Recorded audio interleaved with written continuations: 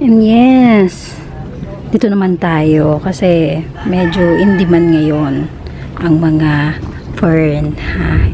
Siguro all-time favorites ko kasi si fern. Kaya ito yung mga iba't ibang klase ng mga fern. Okay? Para may idea lang kayo. Ayan yung mga tsura nila. Sa mga interested, please pa-message sa page ha. Okay lang din. Dito ko na nilagay para may kabuluhan yung YouTube ko guys. Kasi medyo questionable na ako. Ba't na hindi ako nag-upload sa YouTube? Kasi mas na-focus ako sa sa Facebook. Ha? Pero ayan sila. O, diba? Grabe. Ang gaganda. Eto, ibang klaseng, sabi ng iba pakpaklawin, no? Hindi siya pakpaklawin. Endo kasi is mga import variety na mga fern. So, dapat open-minded tayo na kapag import ang halaman, kailangan nyo yun i-acclimate, ha?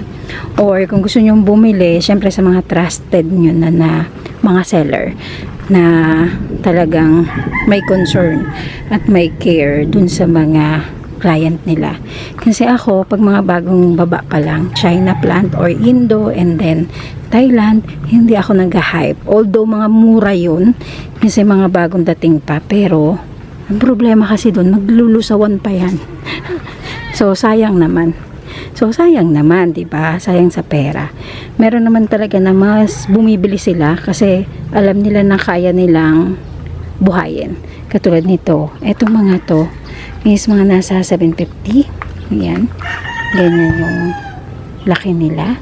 And then, this one, hindi pa masabi yung price nito kaya wag nyo akong awayin, ha? Huwag niyo muna akong awayin dyan.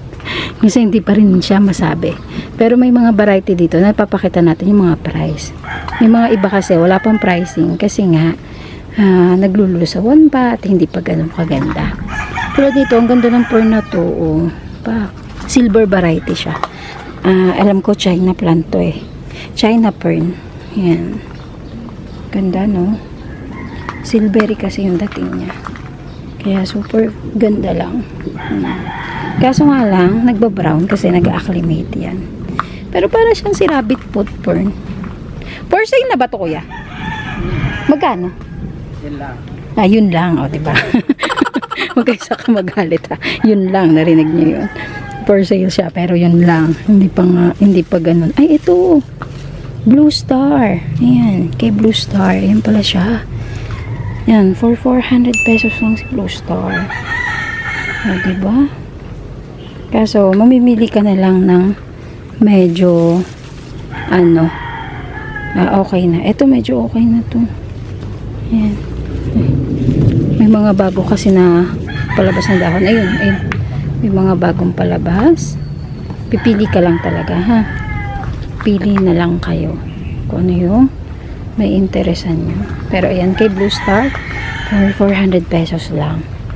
O, diba? Pagandahin nyo na lang. Ayan. Ito, mga bagong dating kasi kaya hindi pa maganda. Ayan pala, ito. Kay Cobra Fern. Ito, matagal na to. Ayan.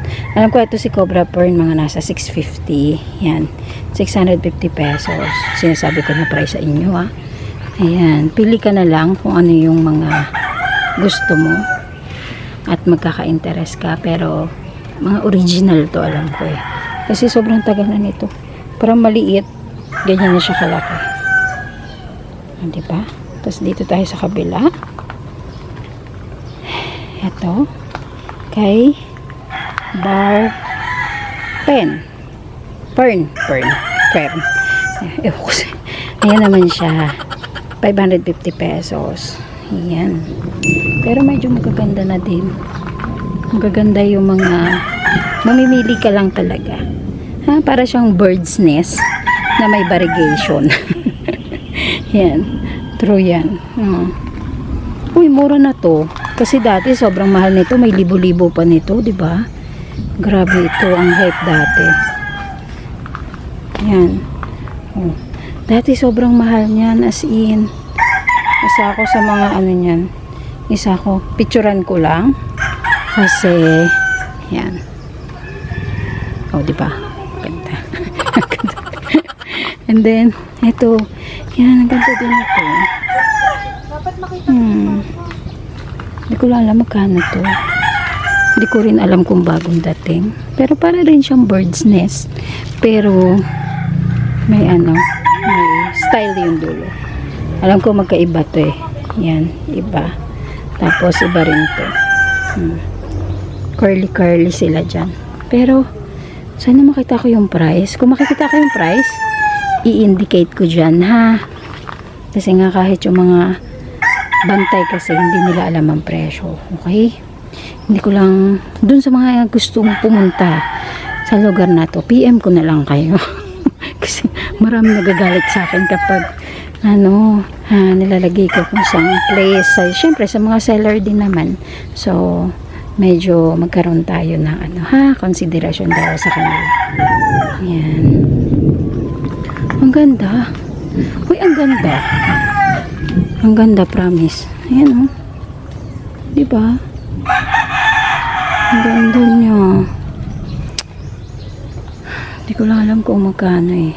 Pero, yan. Siguro hindi naman to aabot ng mga 1,000 dito aabot. Ay, ayun, ang ganda. Ang ganda nito. Ito. Yan. Ang ganda nito. Yan. Ang ganda.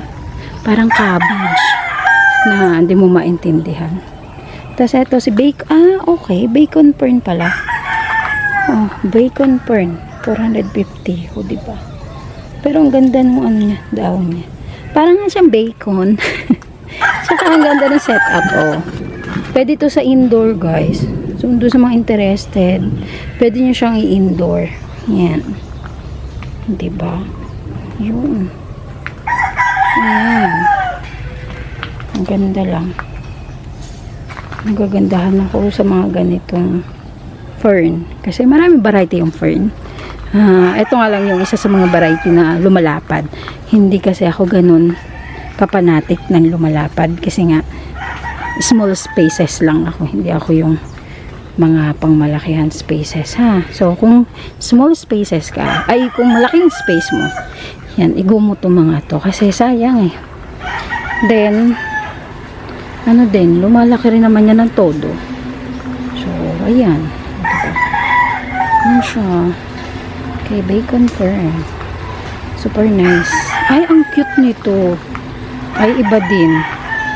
Hala, ang ganda nito. Dito ako nagandahan. Oh, para siyang lettuce.